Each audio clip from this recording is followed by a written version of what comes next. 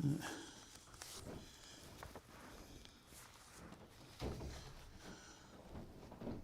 here's your script. Thank you so much.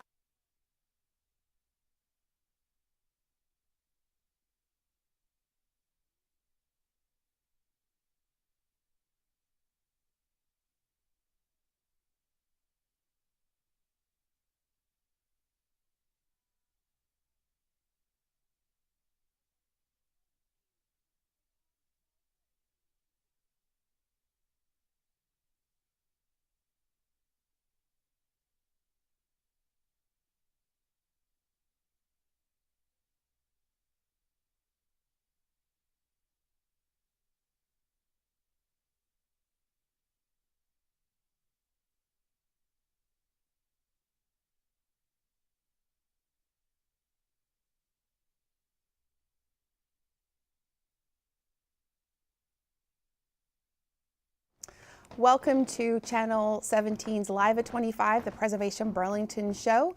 Preservation Burlington is a nonprofit 501c3 organization, and our mission is to preserve and protect the historic architecture and livability of Burlington through education and advocacy. I'm Lisa Ryman, one of the hosts of this show. My co-host is absent tonight, so I get the pleasure of interviewing our guest this evening all by myself.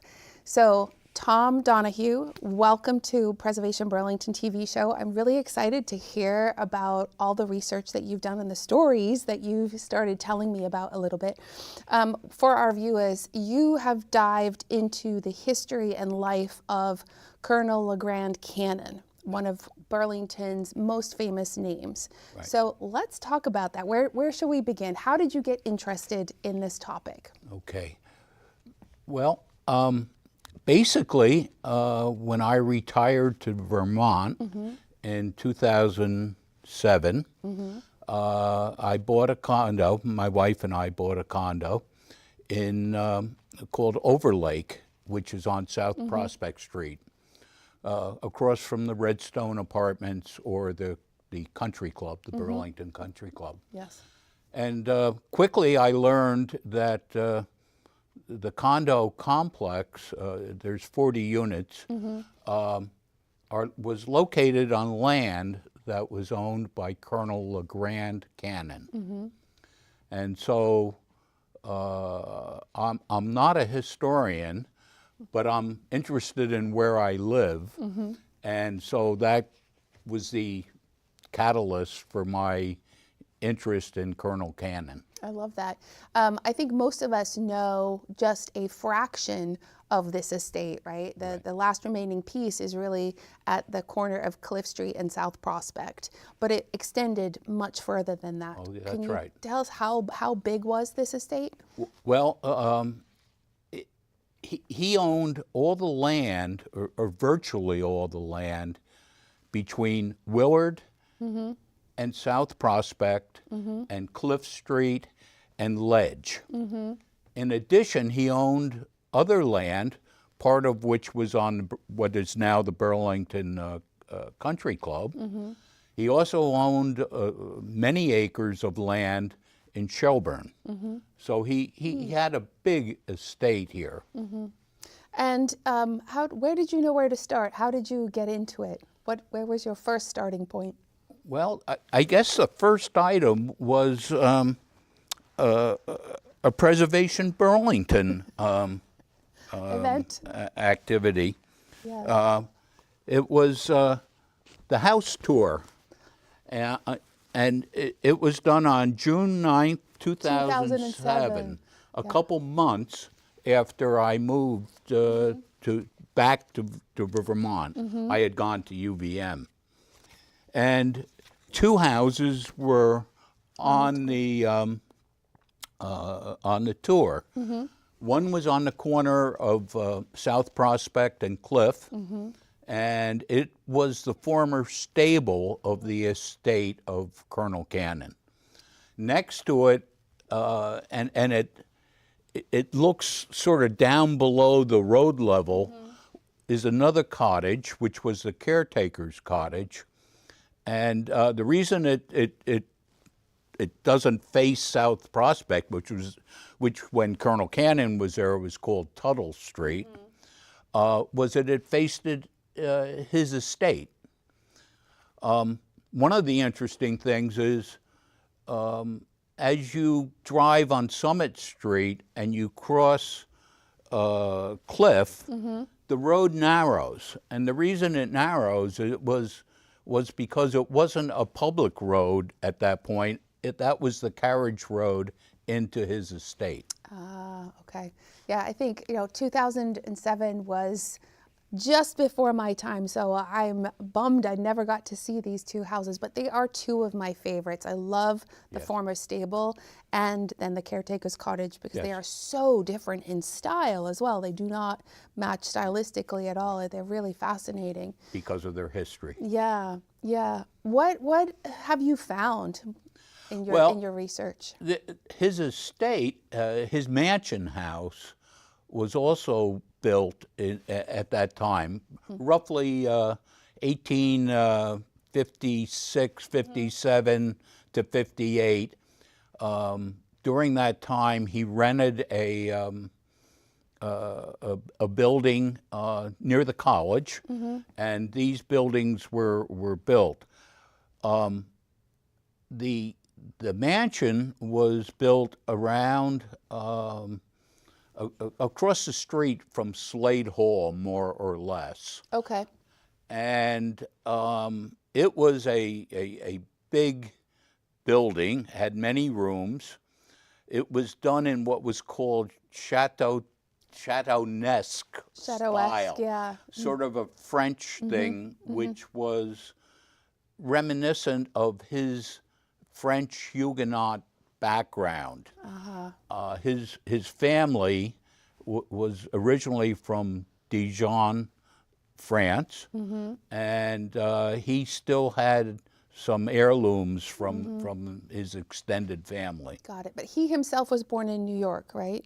He was born in 1815 in Troy, New York, and he had he came from a wealthy family. His father had some iron works in Troy, and he graduated from Rensselaer at age 19. That's pretty young. I guess. Did you find out what he went to school for? What did he want to do with his education? I don't recall. No. Yeah, interesting. What else have you found? Well, he was involved with a dry goods business. His father had a lot of money, but then he made a lot of money in the dry goods business. And when we say dry goods, what do we mean by dry goods? I'm not sure. I guess it's home things and cloth and things like that. It led to him having a second mortgage on a steamship line, which he was able to convert to ownership of the Lake Champlain Steamship Company. And that was the source of his wealth, which then evolved into railway ownership and other things. So it was his little pathway into everything. What was he an only child? Did he have siblings? I'm not sure. I don't know. And what of his family life? He had at least one child. He had several. He had two daughters, I think, and a son. And the daughter's name was Maria, and she was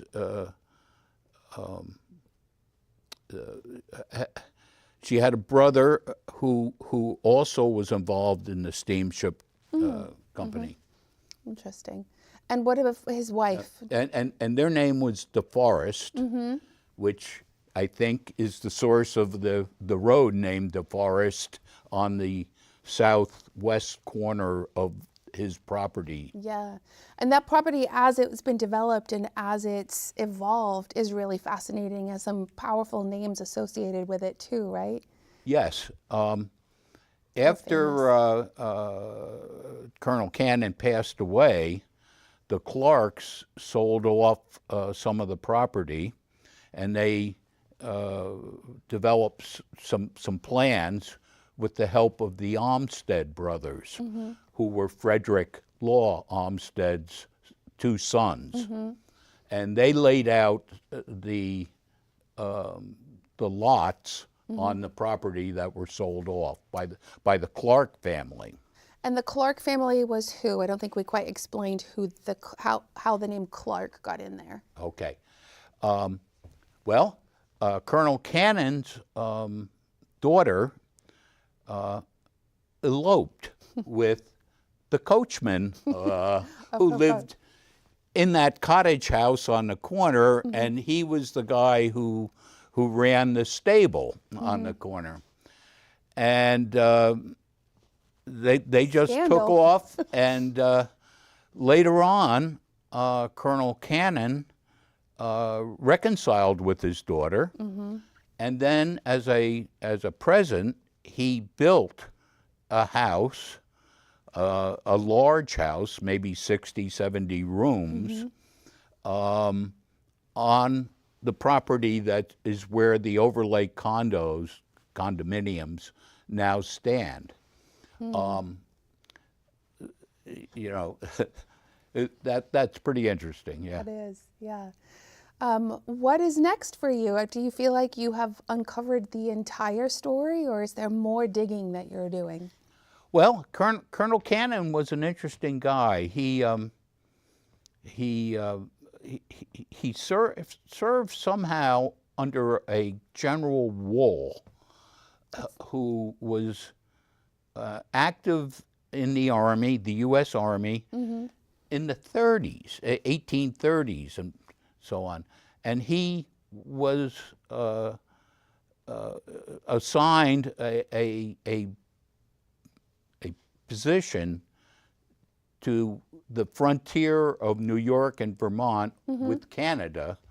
And at the time, there was a rebellion going on in Canada, and his job was to ensure the neutrality of the New York and Vermont people. Later, when the Civil War started, Colonel Cannon was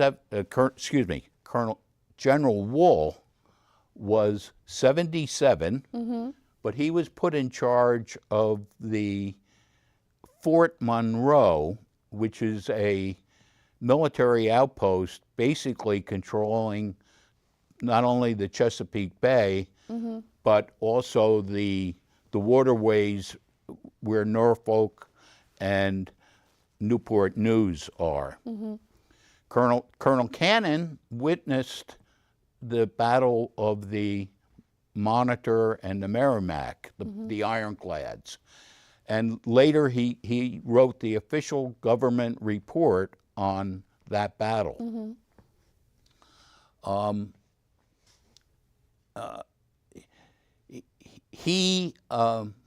interesting tidbit about that is the captain of the Monitor was a Lieutenant John Worden.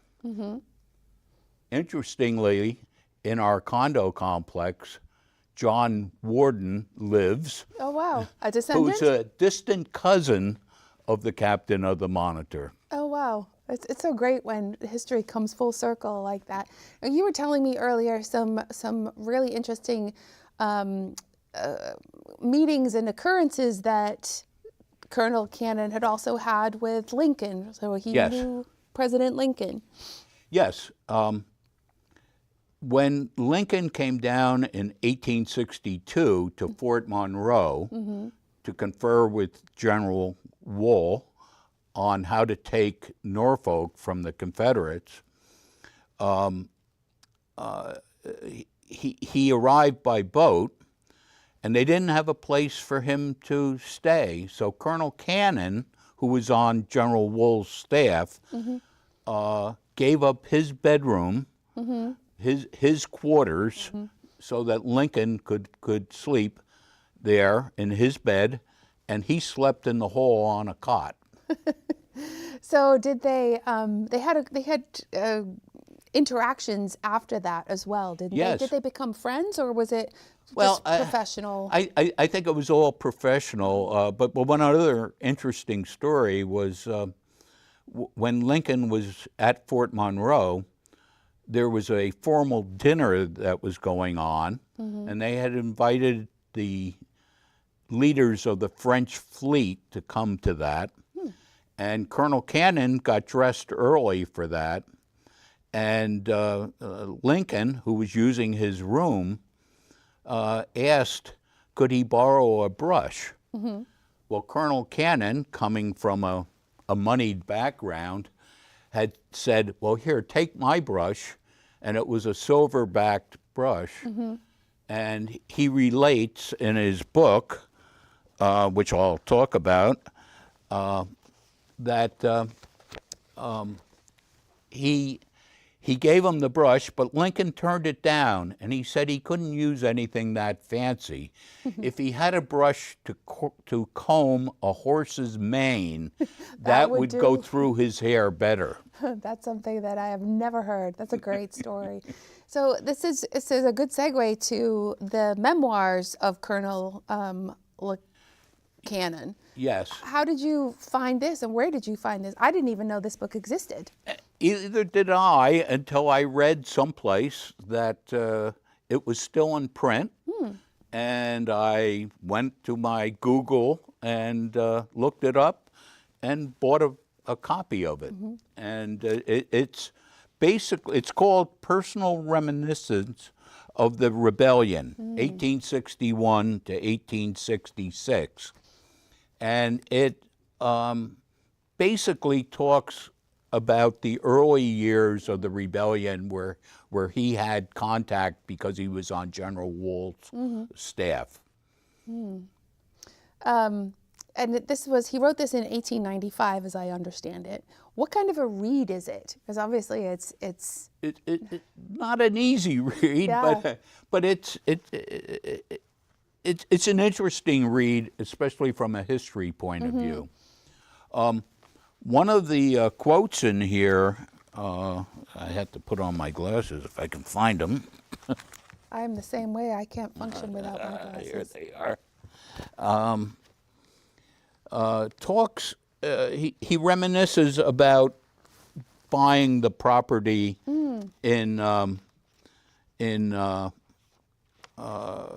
at Overlake, and he says,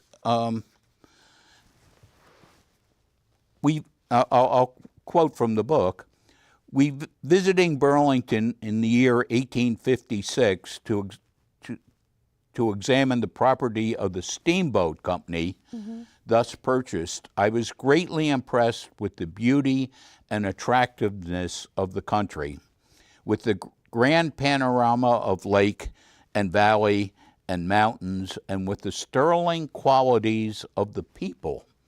He was also pretty diplomatic, which resulted in my purchasing a property at the heights of the city for a summer home.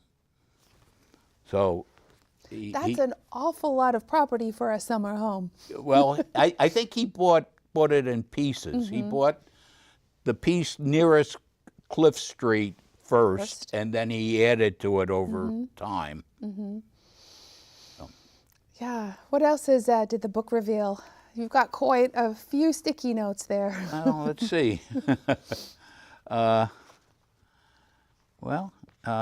Do you have a sense of the full size of the acreage, how big it was in total? You know, there's a number of different things I read, you know, 90, 60, maybe in Shelburne, 450 acres. I don't really know the total thing, and it varied over time, I believe. Yeah, that makes sense. But another thing on Lincoln was when he was at Fort Monroe, he said to Colonel Cannon, "Let me read to you from Macbeth," and he read portions of the play to Colonel Cannon.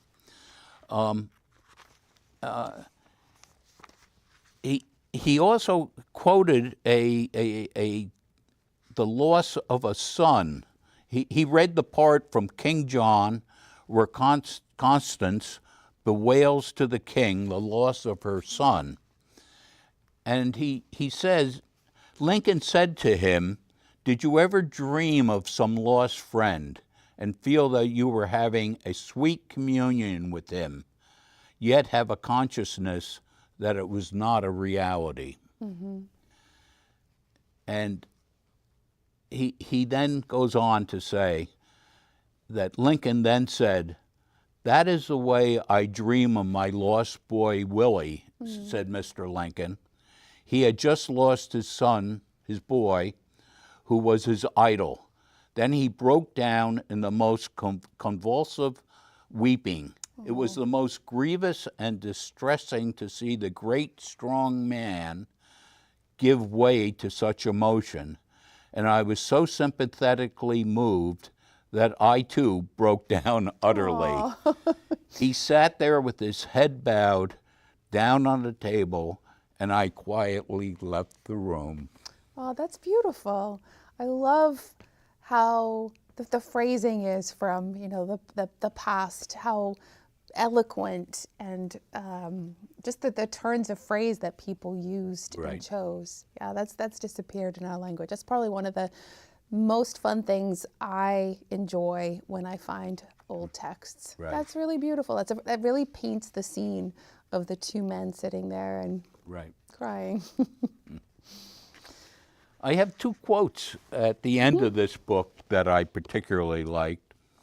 One is a quote. He was wealthy, and he says, this is in guidance to his heirs, to his heirs and to his friends, on advice based on his life experiences.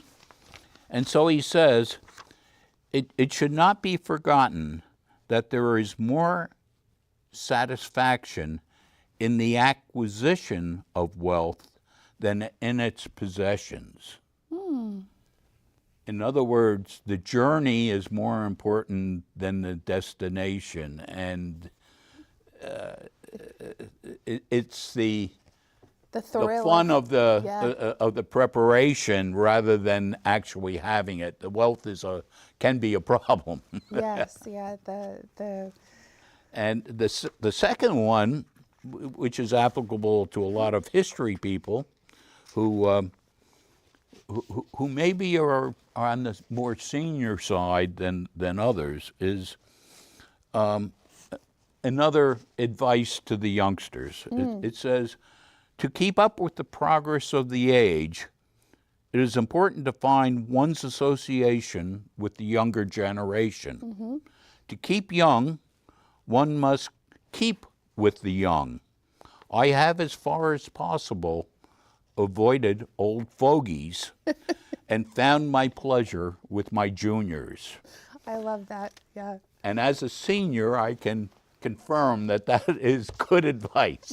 I heard that from my grandmother as a child too, because I always thought seniors went to live in senior homes. And I asked, Grandma, why are you here? And she's like, I want to be around young people. I don't want to be with old fogies. Right. So I completely get that. I've been hearing that. Yeah, that's great. Well, thank you so very much for coming on the show and sharing your research with us. And I think this does make you a historian.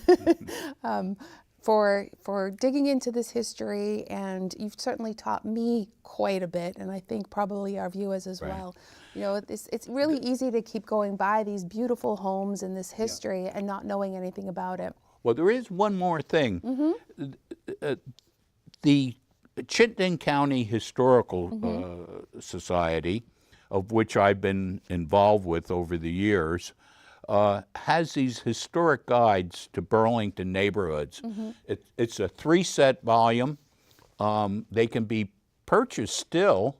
They were done in the 1990s, basically, but they're still very informative. The one on Overlake is 5 or 6 pages of material, and it's a 3-volume set.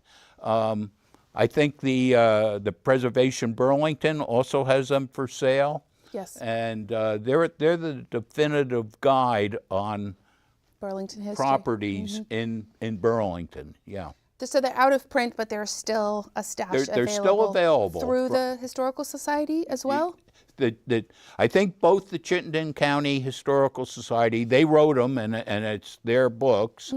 They are available from them. Great. And I think Preservation Yes. Burlington is also helping in moving them. Absolutely. Every event we have them on our table. Right. They're a great set. They're a great resource for historians. So thank you again for coming on the show and talking with us about Burlington history. Okay. And thanks to everyone for tuning in to CCTV and Preservation Burlington. For more information on Burlington history, our tours and events, or to get a marker for your historic home, please go to preservationburlington.org, and we'll see you next time. Thanks.